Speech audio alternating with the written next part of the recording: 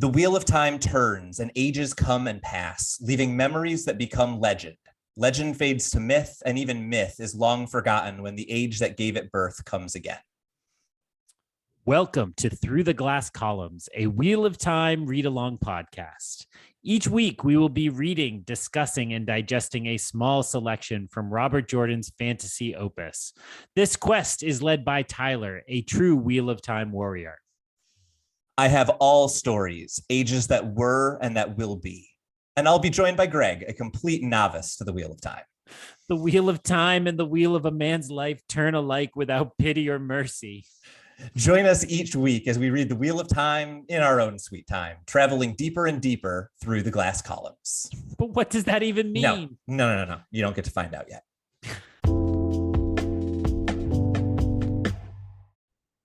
Hello, everyone, and welcome back to Through the Glass Columns, your weekly Wheel of Time read-along podcast. I, of course, am Tylor, your host who loves these books and is so thrilled we are getting to the part where they move quickly instead of slowly.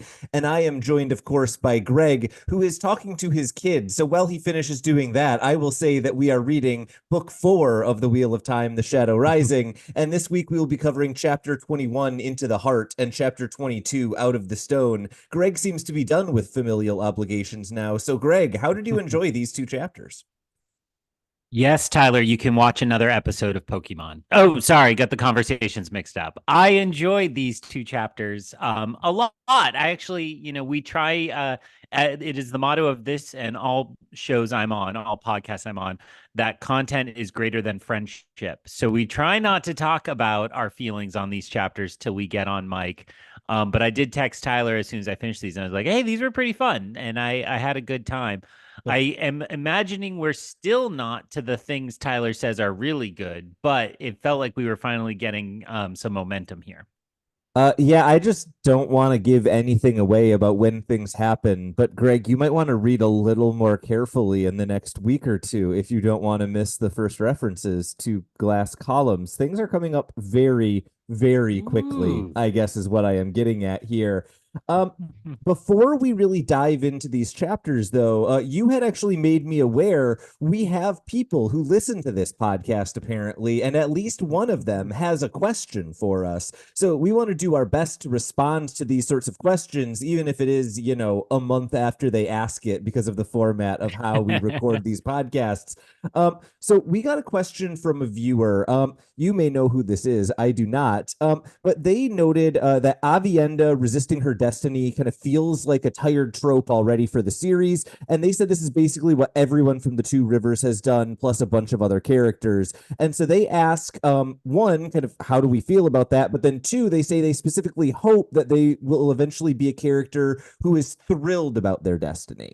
And I wanted your take on this specifically because I happen to know you are interested in the hero's journey thing, whatever we call that. And there is a step of that journey that involves denying wanting to go on the adventure, if I understand it correctly. So I'm curious your take. Is it possible to give a good story that skips that step? Or is the Avienda, she doesn't want to go to Rhuidean, a thing that every character kind of needs to do? Great questions. I'm going to take those in order after I clarify. So this is from a listener named Kyle Scully, who is one of my parasocial internet friends, somebody I consider a friend, but only know through social media and online. But I just want to thank Kyle for sending in a message. Tylor skipped visible in that DM window, and I know because I screen capped it for him. Right above that, Kyle said, ugh, too many dreams, or something very close to that, which put Kyle's positioning right next to my heart. So I was very glad to see that as well.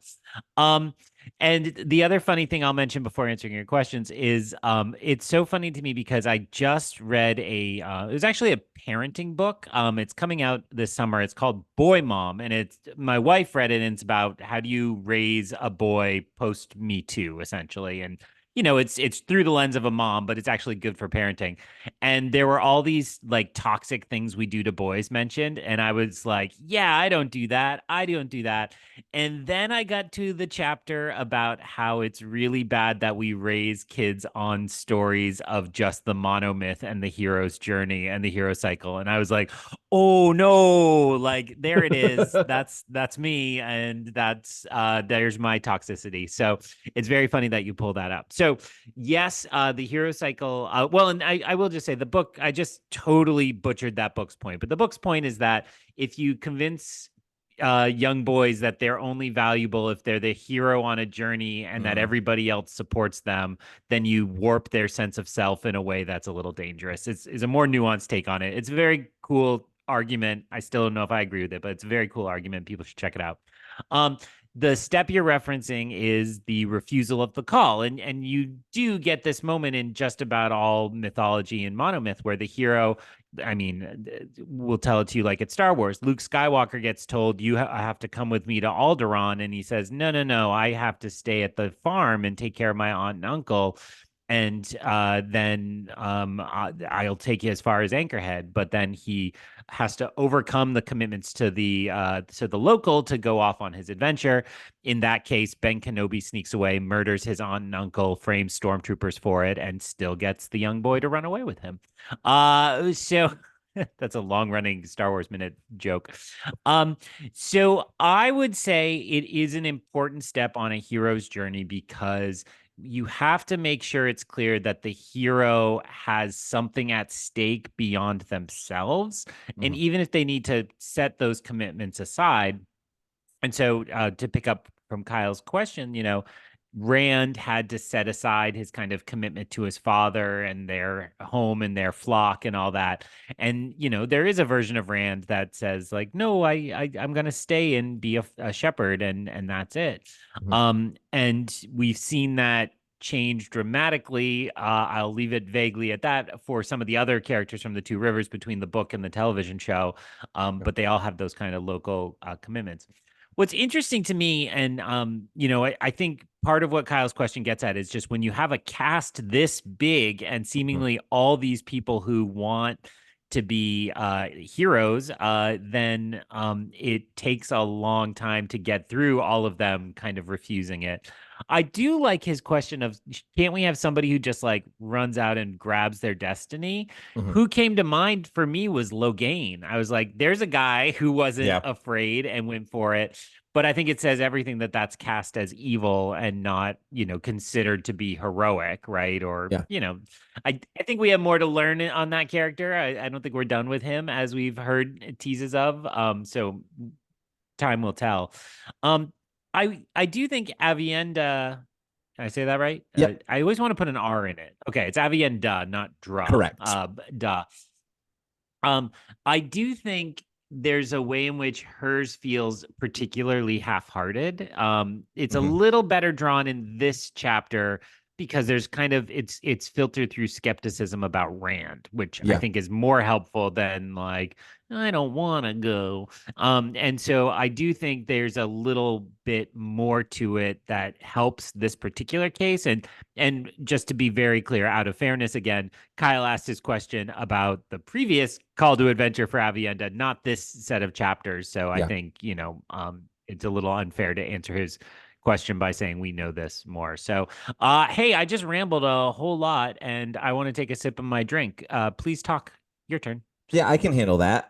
So a couple of things that come to mind as we're talking about this. So one, I think to some degree, I like your comparison to Logain because I think to some degree your answer is right. A character who wants to immediately jump into a dangerous situation because they have a destiny that will make them better at some point later in their life.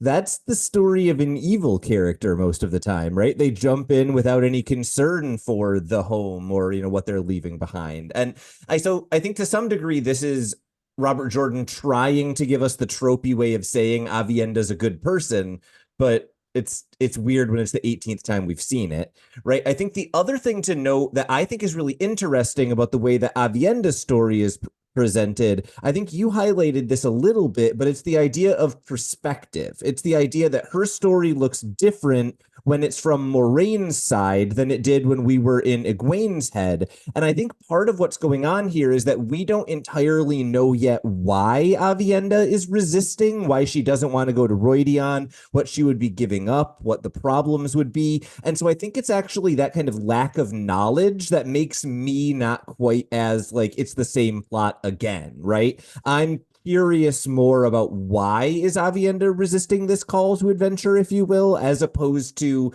being caught up in the fact that you're absolutely right. It is the 18th person who has denied the call to adventure. And so I guess I was taking it as a mystery story more than another telling of the hero's journey. But if you look at it the other way, I think you're just spot on right, Kyle. Like everyone doesn't want to be a part of this story. I just want to also say, Kyle, I hope we answered that calmly and quietly because I think he's frequently listening while raising his probably a toddler now, though I was thinking infant in my head, but now I realize it was probably a year or two ago. So hopefully we can always be a calm, soothing presence in the earbuds of all parents rocking their toddlers to sleep. Always weird to remember that people are doing stuff when they listen to us, right? Heard a very compelling argument today that Forrest Gump in the film Forrest Gump is the first podcaster because what he does is talk incessantly to break up people's long, boring commutes. I was like yeah, that's podcasting. There it is. So, but if we're talking Forrest Gump, it must be time to talk about the chapter. So, Tyler, take us into chapter 21, Into the Heart. Which is actually what Forrest Gump could have been called, probably. Into the Heart. All the nobility of Tyr is assembled, and they are pointedly clearing out room for Moiraine and Egwene because they know they can channel, and they want absolutely nothing to do with it. Moiraine is irritated that Lan is elsewhere. She's used to having him around, and she thinks that to herself that she has arranged things so that Nynaeve can have Lan, but only if Moiraine dies and not before. She uses the Lord's discomfort to her advantage, kind of making them move in directions she wants and creating situations. Egwene seems to know nothing about Rand's plan, even though Moiraine is asking, and Moiraine suggests that Egwene could be a confidant for Rand, but Egwene simply seems frustrated by the fact that Rand wouldn't be willing to trust anyone, much less her. And Moiraine, we learn in a little bit of kind of her thoughts. In particular, we learn that she is happy that the other girls have left, that Elaine and Nynaeve are no longer there where they can cause problems. And she had suspected what we learned in the previous week that Windfinders could channel, but she didn't know for sure. And she also thinks that it will be good to have Egwene away in the waste. And she thinks that Avienda will be sure to kind of keep her safe. Egwene at this point kind of changes the conversation to a couple of the other boys. They have a brief conversation about Perrin potentially leaving and also about Matt and how disheveled he looks. And then we get into a little bit of a conversation about a couple of particular nobles. The lady Altiema, whose husband is recovering and whose lover was killed by her husband. We learned about all of this in the Tom chapter. It turns out that Altiema is still according to Moiraine, the most dangerous person in Tyr, despite all of the moves that Tom made. At this point, Rand enters holding Kalendor. Rand announces, first off, that High Lord Sunamun will deliver a treaty or be hanged. This was what he had discussed with Berelain in one of the previous chapters. Rand then announces that he is going to be having the armies of Tyr move. All of the nobles begin chanting death to Ilion, but then he says that he is actually going to be sending all of the troops to Cairhien, and he intends for them to distribute food. He sends several of the most troublesome high lords out to Tyr to kind of lead the forces, and then he also announces that Eltiema will be the one who is overseeing the food distribution, and that he actually has moved Eltiema's husband to her rival's home, and she will be in charge of making sure that Eltiema's husband recovers. At this, Eltiema faints. She is blown away by the fact that, all of her plans have exploded and she was outthought by an 18-year-old. And Egwene notes that this was very clever and very cruel, but she doesn't completely understand it. Moiraine is impressed that Egwene doesn't completely understand, but is able to read the currents of the room. At this point, the lords try to convince Rand basically that he shouldn't do it, and Rand shouts them down very quickly. He also announces that he will be leaving Tyr very shortly. He says that the stone will hold Kalendor until he returns, and he drives Kalendor into the floor, causing the earthquake that we had previously observed, as well as a pretty cool lightning show, it seems. He warns the Terrans that anyone who takes Kalendor will be destroyed, and that Kalendor is a warning that they need to continue to follow him, even in his absence. Egwene worries that Rand is already mad, but Moiraine rushes after him to try to catch up with Rand so that she can converse with him. Rand seems surprised to see Egwene, thinking that she would have left with Elaine, and then seems even more surprised when Egwene says that she is going to the waste. Rand and Egwene reminisce briefly until Moiraine demands an explanation for what is coming next, and Rand lays out both his logic for what he was doing with Altiema, and then when Moiraine demands the bigger picture, Rand quotes prophecy explaining why he did what he did with Kalendor. I'm sure we will talk about that prophecy in our discussion. Moiraine then warns him that Kalendor is no longer protected, but Rand says that he left a trap for anyone who tries to take Kalendor, and then Moiraine asks where he intends to go, and he responds, Roidion. Moiraine then thinks to herself that Rand clearly trusts her to some degree, but she thinks she will not allow him to go to the shadow, no matter the cost. A lot happens in that chapter, but it's a talky chapter, not a things happen chapter. What was your take on it? I think there are many different things you could focus on and could see this in any of kind of the broad categories we've given to chapters so far. It's moving the pieces around, it's character driven. A lot of things are happening here. What was your takeaway from a really crowded chapter, it felt like? So my favorite aspect of this chapter is I think a chapter like this would run the risk of being overwhelming. It's kind of a Council of Elrond chapter, right? Mhm. Where it's just like, let's have a big council scene and let's have all these competing motivations and kind of versions of events that might not be the exact same. But I really liked it. And when I was piecing through why this worked so well for me, I think it came down to the fact that there were kind of three layers going on at all moments. There were like the events, what was literally happening in the room. And Yeah. then there was Moiraine kind of reacting about them to Egwene Mhm. in always kind of a tempered manner and a careful manner. And then this third layer of in the spaces of those reactions, she's actually reacting to them herself and Yeah. kind of plotting inside of her head. And I think the kind of juggling of those three layers for the majority of this chapter was really effectively done and was really fun to kind of balance out and gave a good insight into where Moiraine is at. My kind of takeaway is that Moiraine is losing more and more of whatever control she ever had of what was going on, right? We've called Mhm. her the game master or the chess player before. And I think it's just clear that everything is now moving out from her control. Yeah. Yet at the same time, it's like the cleverness of this mythology is she can just be like, well, if this is the way of the wheel, then I'll just let the wheel spin and Yeah. follow along within it. So that to me was the real kind of fun. I think that particularly is a character bit, and there's a little bit of Mhm. Egwene in that, and then a little bit of Rand that comes through at the end. And most of my notes are about Rand and his choices, Yeah. but just the filter of getting it through Moiraine was really clever. Yeah, there were a lot of moments in this chapter where Moiraine was thinking to herself about people leaving, and she simultaneously was like, good, they're away. I no longer have to worry about them. And then also was like, but now I need to pick up this thing that they were doing. And the thing that you said is like in this chapter, Moiraine didn't quite feel as like in control or like the chess master that she had in the past. I think she still thinks she is, and she's lying to herself a little bit, right? There's a bunch of places in this chapter where she's like, well, Tom's gone. Now I'll have to do these 18 things to keep the nobles in check. And I'm reading it just going, no, you can't do all of those things. It's impossible. But she still thinks she is fully in control of the situation. And I thought that contrast kind of highlighted exactly what you're describing, right? Moiraine is being acerbic in her head about things that she's being diplomatic that she says, but I think she's also wrong about some of the things she's thinking to some degree, right? Like, I don't entirely trust her as a narrator when she says things like, oh, don't worry, I'll take care of Altiema.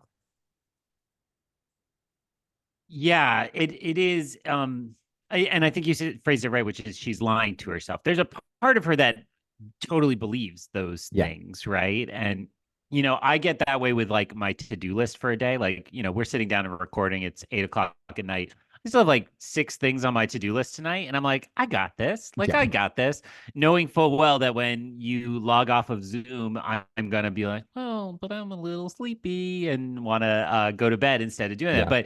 But somewhere to myself, I'm gonna keep that lie up, and that is the mood of this moment of like, yep, I can still juggle all these balls. I can still control every Yeah. piece on this board, but I think it's clear to us that it's grown far beyond that. But part of what demonstrates that, at least to me, is how she was so unsure of what Rand's choices were going to be, right? Like Yeah. everything he reveals here, I think surprises her. And there are some moments where she's like, good choice. That's smart. And then other times when she's like, oh, that was not the right move. Yeah, I think to me, the really interesting thing, especially in this early part of the chapter, is finding out exactly what Moiraine knew and planned and what were things that slipped through her fingers, right? We learn that she is much more plugged in to Tom and his schemes than I ever would have expected. We learn that she knows something about the Windfinders, maybe not enough to be confident they can channel, but enough that it was worth it to send Elaine and Nynaeve in that direction on the off chance.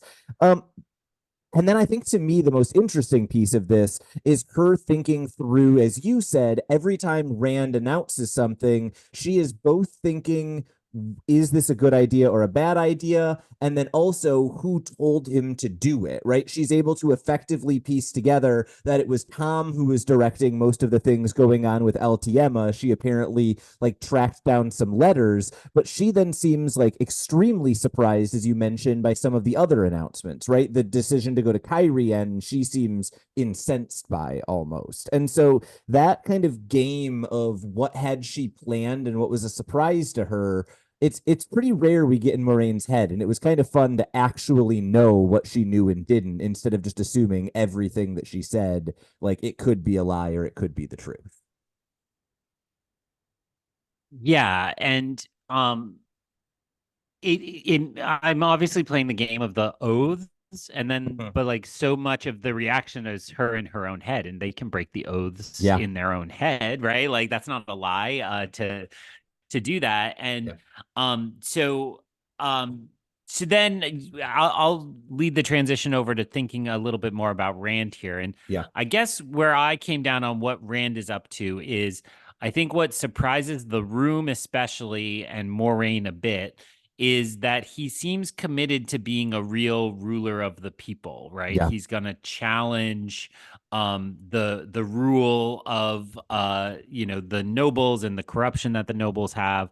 All of that is going to be challenged in order to um kind of move forward, and that seems, as it's filtered through Moraine, it appears to be Rand's legitimate wish. Like he Yeah. wants to end the corruption. He legitimately sees starvation and warehouses full of grain and is going to take care of that. Yeah. What's interesting is that like it is very easy to read that as savvy political posturing and maneuvering, and I guess just maneuvering. Posturing would mean there's some falseness to it, and there's no falseness to it, I don't think.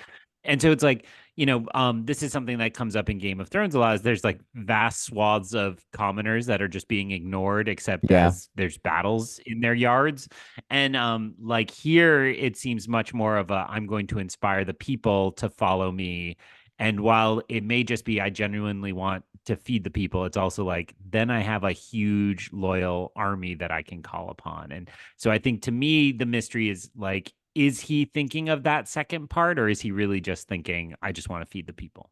Well, and I think the best hint that we have that he is doing something kind of sneaky is how approving Moiraine is, both of the way that he handles a number of the High Lords in terms of sending some of the least cooperative High Lords to Cairhien together. And so they're likely to squabble with each other instead of coordinate. And then also, she seems pretty convinced that Rand did an excellent job with Eltiema once she learns the second half of his plans, right? The idea that Eltiema's husband would be given over to her rival and then she would be removed from the city so she could no longer play political games for a period of time. Moiraine seems to think that was the right move in her kind of cold, calculating way. And that's what makes me suspect that even though Egwene clearly thinks Rand is doing this from a purely altruistic perspective, it's clear Rand has some pretty deep moves ready to go. He's thinking three-dimensionally in the way that we've kind of described Moiraine in the past.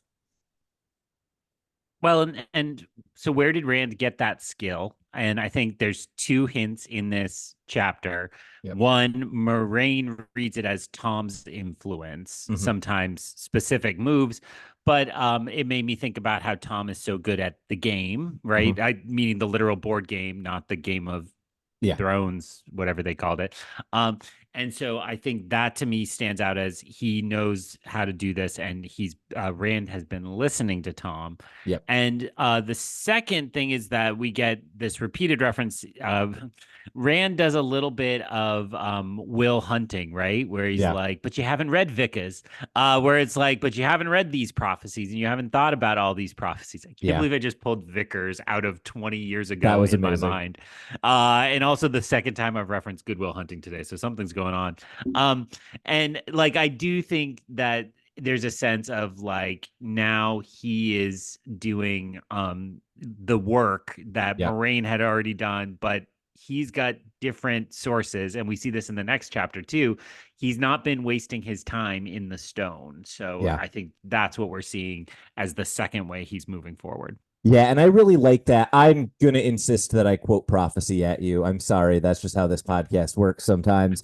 When Rand you were about to say, quote, Good Will Hunting.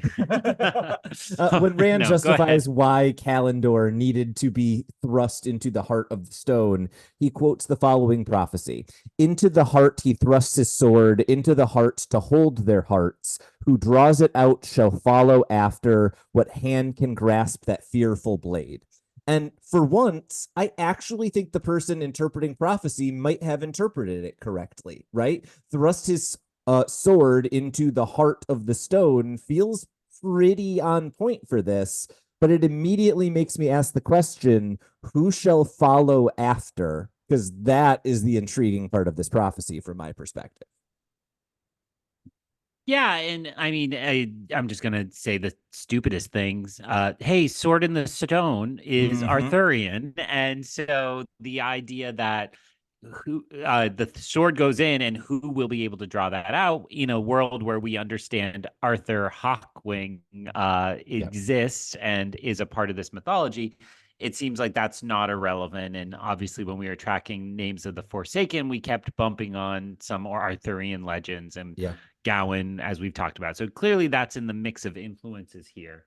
So I'm curious to see when we get such a literal piece of that mythology here, how that's going to play out.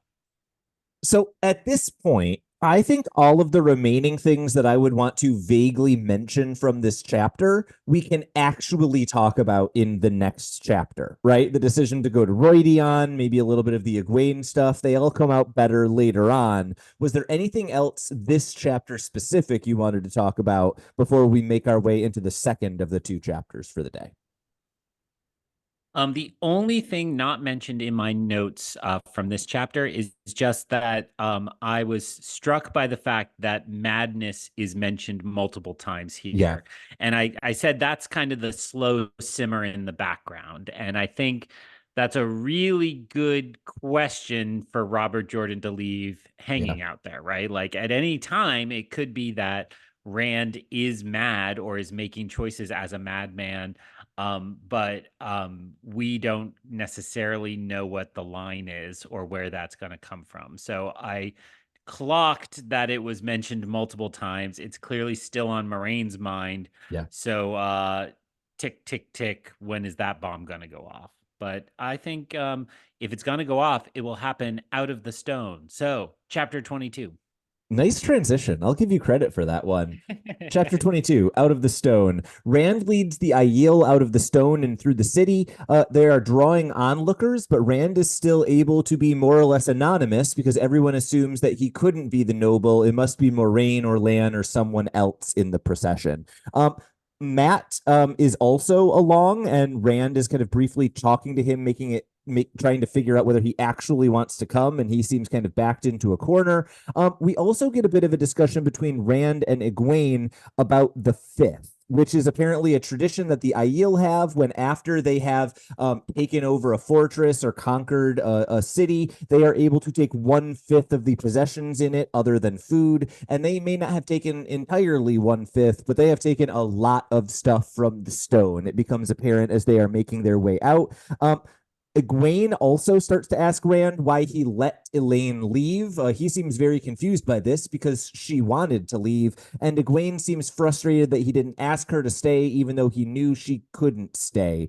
Rand also at this point uses her friendship with Avienda to drive home the fact that the fifth is an odd thing culturally, but one that you kind of have to accept if you accept these people. At this point, Moiraine has made herself kind of much... She has arrived and is starting to ask Rand, how are they going to get to their destination? What is what is he going to do? Moiraine basically seems to suggest that Matt is here because there is the Ta'veren Kai, and she suggests that Rand has made a grave error by allowing Perrin to leave. Rand replies, "I know my duty," and then thinks in his head that he also knows his fate. He says that someone must go back, and Perrin is that someone. Rand then does reveal the next secret that Moiraine has been trying to pry out of him. He intends to get to Roidion using portal stones. Matt is very upset about this, but when Rand asks him whether or not he wants to get out of it, he once again insists he has to go. He feels trapped, and Rand is very confused. Matt clearly doesn't want to say that he learned this information beyond the portal in the previous chapter, and that is causing everyone to not entirely know why he is coming along. At this point, we learn that Varen told basically everyone about Rand's previous trip to the Portal Stone. Egwene warns him that he may not be powerful enough. Moiraine cautions him, but Rand says it is the only option. He is asked if there is a stone in the waste. The answer is yes, and as evidence, he cites a 600-year-old story from a peddler that an Aiel laughed at, but he still thinks it's true.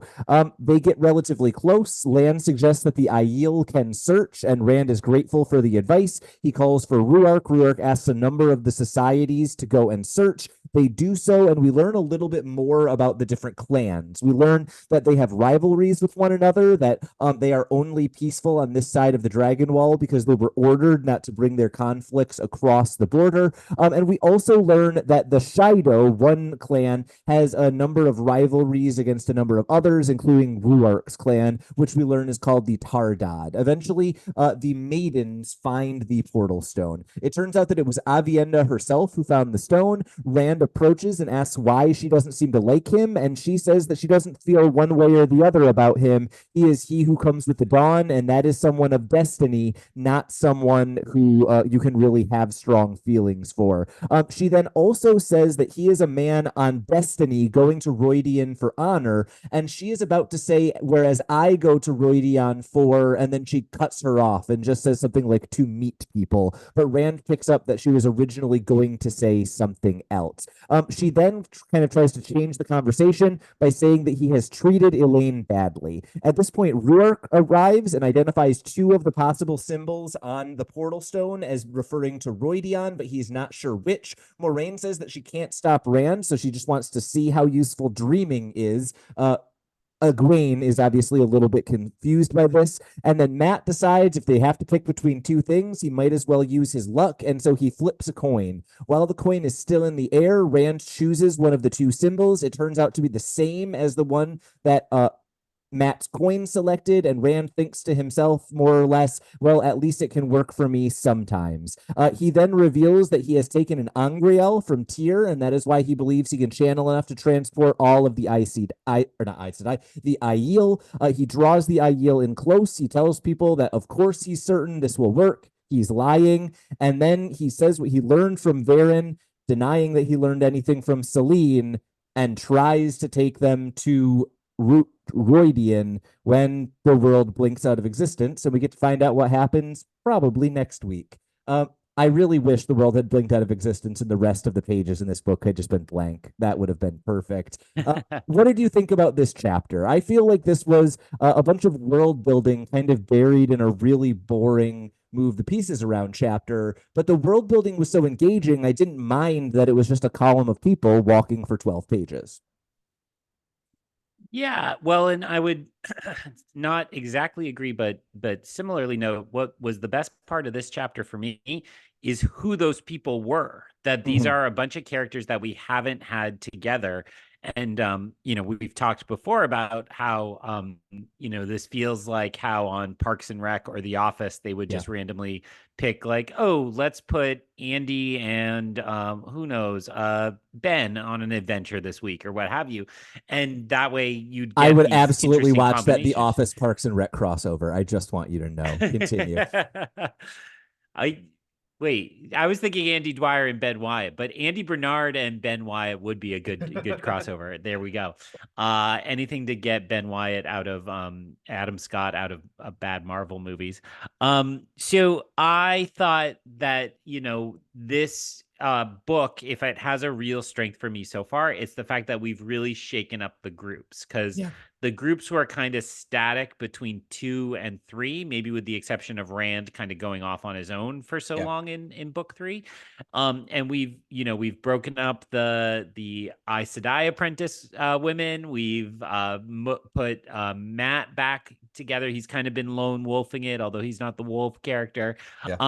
And so it's really fun to have these groups together. So most of my notes are just to note that, like, seeing the interplay between Rand and Moiraine, already really fun. Seeing Lan have to deal with the Aiel when he's from a culture that's been fighting the Aiel forever, really fun choice.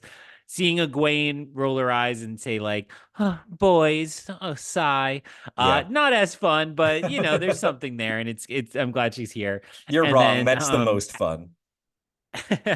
And then adding to that the Rand Avienda, where it's like, well, if you thought these new characters were gonna click, well, there's a little bit of skepticism and tension there. So if there was one moment in all that, and I'm skipping right towards the end, it was for me when it's like, well, it's one of these two symbols, it's 50-50. Maybe I should flip a coin.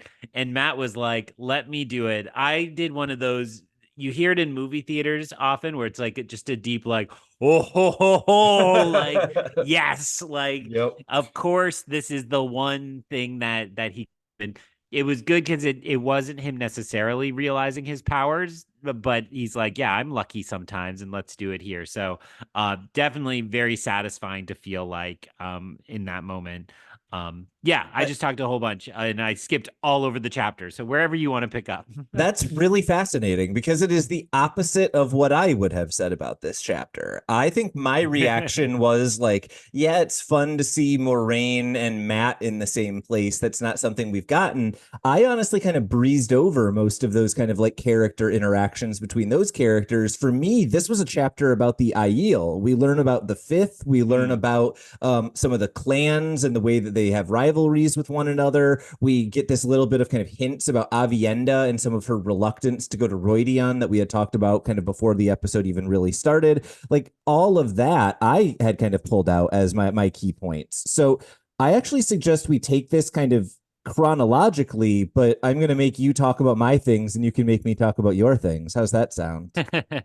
Sure. First thing I had down was the Fifth. It's an interesting cultural thing. And then we continue to get Egwene seems to be the character in this book who is constantly going like, that's a weird cultural tradition. I don't get it. And then someone is telling her like, no, it's normal for them. Like this is the second or third time that she's acted kind of very odd around Aiel custom. I think the last one was when we learned that Aiel can possibly have multiple husbands or multiple wives.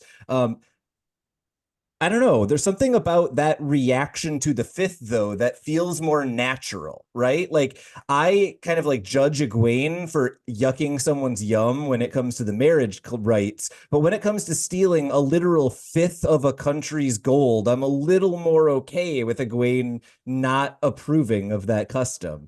What was your take on both this Aiel custom and then Egwene's reaction to it?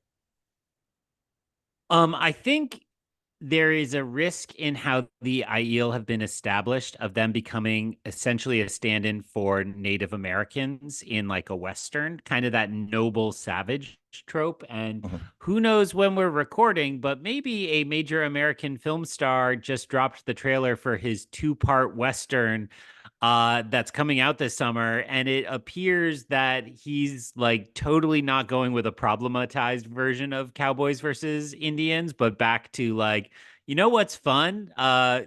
Cowboys stealing land. And so sign up for our Kevin Costner podcast later. But it's just like a reminder that those and Killers of the Flower Moon is really playing with those. Again, when are we recording? Nobody can tell. But it does seem to me that like there's a risk of Robert Jordan writing in the 90s of doing a very retrograde reading of this kind of noble savage trope, that these could be kind of highly attuned to the environment and saddened by the falling state.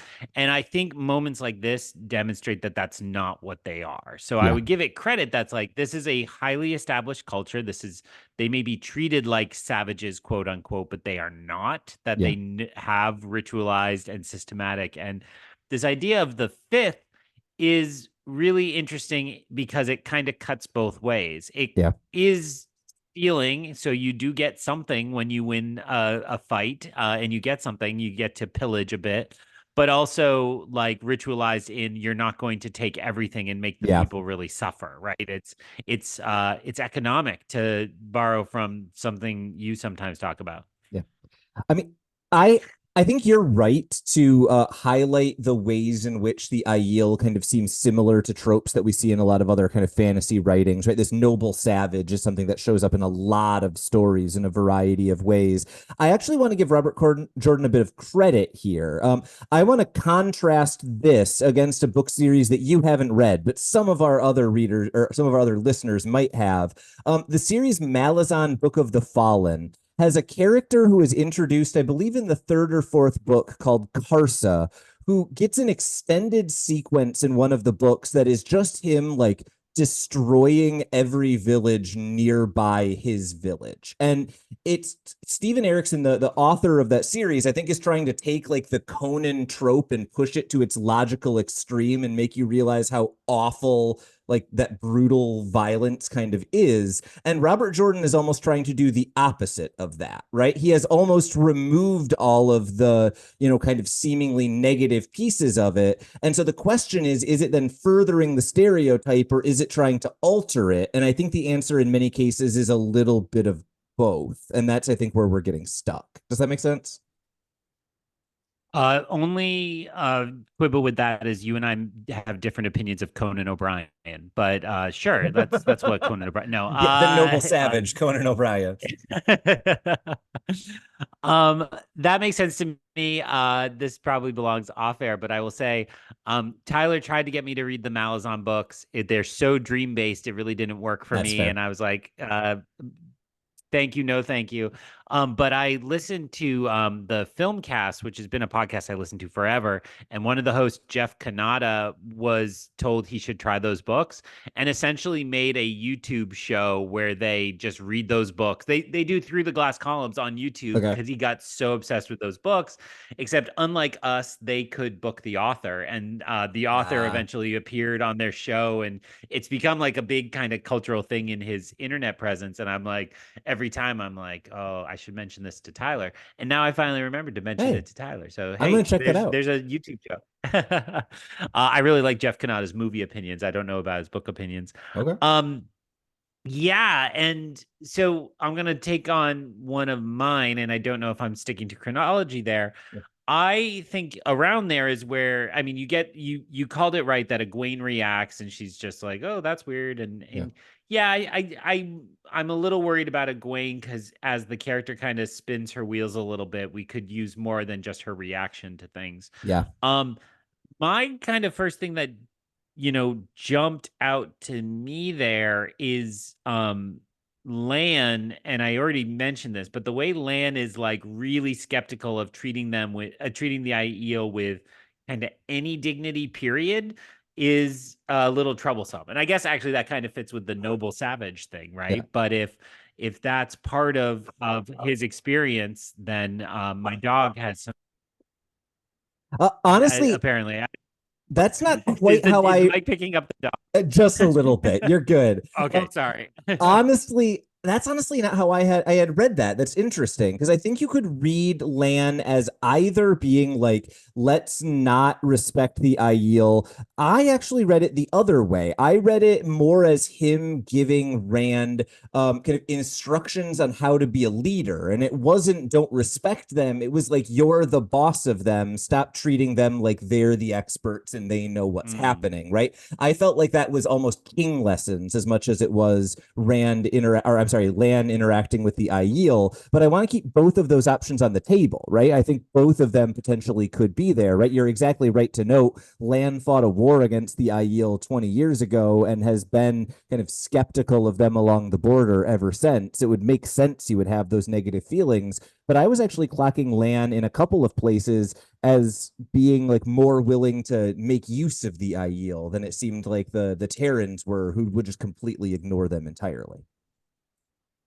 And just help my memory, Lan's kingdom that he is the king and could raise the banners and call forth an army to reclaim his kingdom. Yes. That kingdom was destroyed by the Aiel. No, it was Is it? destroyed by the Oh, Blight. So that would be Trollocs okay. and the Fates. Okay. Okay. I wanted to make sure. I mean, Yeah. that's 3 books ago at this point, but there was just this little reminder. Yeah. And I was like, oh, right. There's a whole plot about land just hanging out there as a piece to that. This is probably not worth really unpacking too much, but the Rand Moraine, I said, is just kind of tension and turnabout, right? Yeah. Like, and Rand says this a couple times in his narration. It's like, well, now she can get used to only hearing my half Yeah. truths and hearing my implications.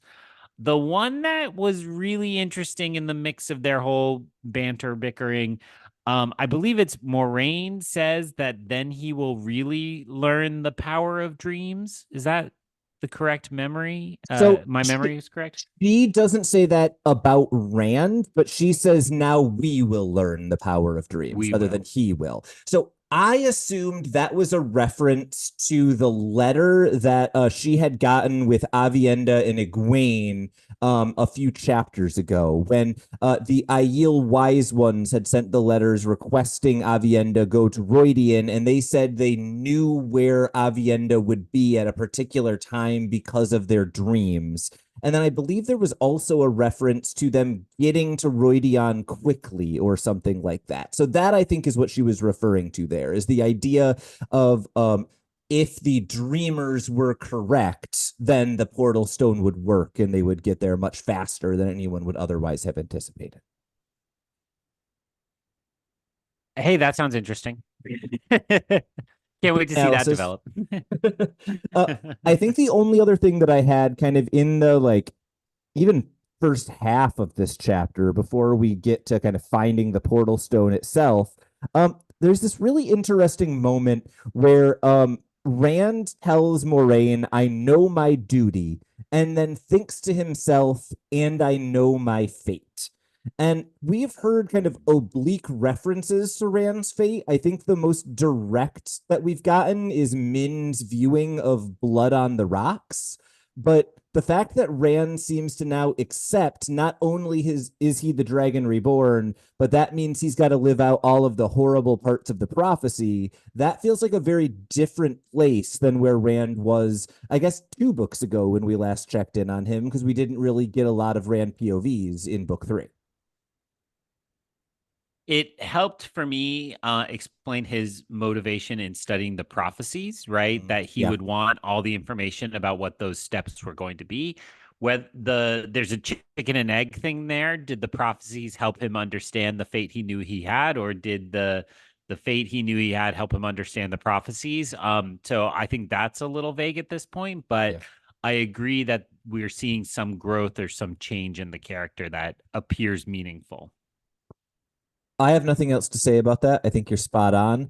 I just have a list of really cool sounding phrases that I don't know if we even need to say anything about, but we are now getting introduced to Aiel things like the Red Shields and the Brothers of the Eagle and the Black Eyes and the Thunder Walkers. And those are just cool names for you to be a part of. And I want each of them to have a symbol, and I want to be able to buy pins of every one of those symbols. See my notes about how they could be coded as native cultures with all those names. Yep. But I think it's clear. People who don't know, Tyler really, really loves hip hop, and his favorite hip hop group of all time is the Black Eyed Peas. So that's clearly what he's excited about. What? Every time a Black Eyed Peas song comes on, he's like, "Yes, this is hip hop," and just loves the Black Eyed Peas. So, Tyler, offer no comment. Go on. I will offer no comment. That was as non sequitur as it gets, and that is how it should be as far as I am concerned. I really only have two last notes about this chapter, right? We are down to the "and then things happened" portion of the chapter. One, I wanted to ask your thoughts on what Avienda was about to say. She says, "Rand, you are a man of destiny. No one can truly have feelings about a man of destiny. And also, you are going to Roidion for honor, whereas I am going there to..." And then she trails off. And this is our second hint that Avienda is dodging a destiny, but we still don't entirely know what she would have been if it weren't for that destiny and what she is going towards. Now is a good opportunity for baseless speculation. What was your take on Avienda in this chapter? Well, let me just say it's such a weird coincidence, but if you take out the Ruidion reference there, those are actually my wife's wedding vows to me. Greg, you are a man of destiny. No, so I'm curious about this character. I think I immediately went to, hey, it's 25th anniversary of Phantom Menace. So I will say my mind went to that she'd been banished from this culture, right? And is kind of the Jar Jar going back to that culture, and that she wasn't going to be welcomed there. I'm starting to think that that's not the correct read on this. And then my mind went to, well, she's going back because she made a promise to Egwene, and that kind of works as she doesn't really care about Rand as much as she's going there to fulfill the promise to Egwene, and Egwene is somebody she cares about, and that works into the kind of coded female warrior culture we've been introduced to. So Yeah. That all was in the mix, but I want to say I really don't think either of those is the final answer. I think there's something more to learn, like you said, and I don't have it yet. Yeah, I think that the best example of what you were just describing, that kind of like willingness to do things for friends, even though she is unhappy about the situation she's in. I really like the moment where Rand is pressing her on like, why are you doing what you're doing? What's going on? And her response is like, you were mean to my friend Elaine. And isn't that really all you need to say in a conversation like that? Like, good on Avienda. I guess my last note was just like the end of this chapter really weirdly feels like Rand taking advantage of Tavirin in a way that I didn't entirely expect, right? Like Rand shows up and he found a random journal page that told him there is a portal stone in the waste, and also found a librarian who happened to know about a map that showed 4 different portal stones in Tyr, and also had Ruark there who could tell him which words were based on the word for Roidian in the ancient tongue. And he had Varen once upon a time teach him how portal stones work. And he had Matt there to flip a coin so they picked the right symbol. Like, that isn't an obvious example of Rand warping reality, but like, I feel like it's gotta be a little bit, right? Like, this plan doesn't come together if Robert Jordan hasn't made the world a little bit malleable for the characters to get what they want. Yeah, and You mentioned this earlier. If Rand has leveled up, that all feels like leveling up, right? Yeah. Like he is now manipulating events and working in ways he hadn't before. It is a fun little puzzle piece thing, and the idea of the peddler, which you mentioned in your recap, like all of that just works really well and makes him seem way smarter than he used to seem. He's not Yeah. a bumbling what's going to happen anymore type character. And so I like it. I'm more interested in this version of Rand. I like that kind of I pieced all these things together. I do think I already shouted out the kind of oh ho ho I gave when Yeah. Matt gets to play a role in that, which just feels so satisfying. And then I'm like, I wonder if we'll know what happens. And then I got to the name of the next two chapters, and I think chapter 24 suggests that things are going to be okay. Like you said, the rest of the book isn't blank, so I think things are going to be okay. Yeah, we've at least got that going for us. You are right to be looking ahead. We have 2 weeks next week. We have 2 chapters next week. That is chapter 23, Beyond the Stone, and chapter 24, Roydion. And let me just say this to those of you who are listening along. I know that many of you, we mentioned this at the beginning of the episode, many of you do things while you are listening to the podcast. Many of you probably do things while you are reading the book. You're like, you're taking care of your kids, you're watching TV and also reading. Please do not do that the next 2 weeks. We've got some good stuff coming. Give yourself a little time. Enjoy these chapters. Greg, I'll let you take us out of the episode. I just wet my pants, this time through the glass columns.